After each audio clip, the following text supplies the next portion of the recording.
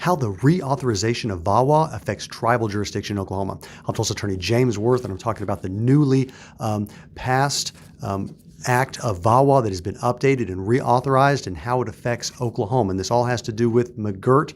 McGirt decision from the United States Supreme Court back in July of 2020 found the Muskogee Creek Nation was never disestablished, and that was since also ruled the same way for the 5 tribes and then 1 additional tribe. So the end result is most of northeast Oklahoma is considered to be reservation, Indian reservation land, and under that being Indian reservation land, the state of Oklahoma lacks jurisdiction to prosecute crimes committed by or against Native Americans, which means that those offenses committed by or against Native Americans go either to tribal court or into federal court, depending on the circumstances. But there is this area where tribal court has limited jurisdiction to prosecute non-Indians, even if the crimes they commit are against Indians. So generally speaking, the tribal courts do not have any authority to prosecute, no jurisdiction to prosecute non-Indians. But under the prior version of VAWA, they did in limited circumstances related to domestic violence. In the reauthorization, they have expanded that.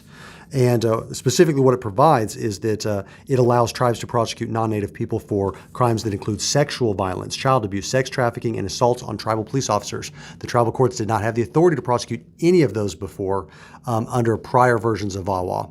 They could only do domestic violence related to that. It has now been expanded, and of course this is only in the case where the victims are Native American, but that expands tribal jurisdiction to prosecute non-Natives for these limited crimes, and that is one reason why some of the tribes are celebrating this reauthorization.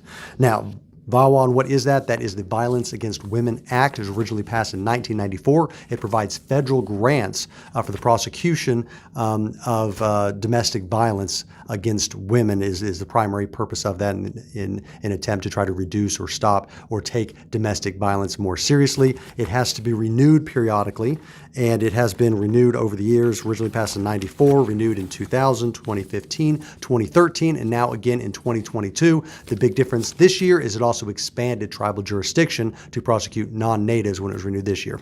If you've got any questions about tribal jurisdiction, McGirt, criminal cases in Oklahoma, you're going to want to talk to an attorney specifically confidentially about your circumstances. To get that scheduled with somebody at my office, you can go online to makelaweasy.com.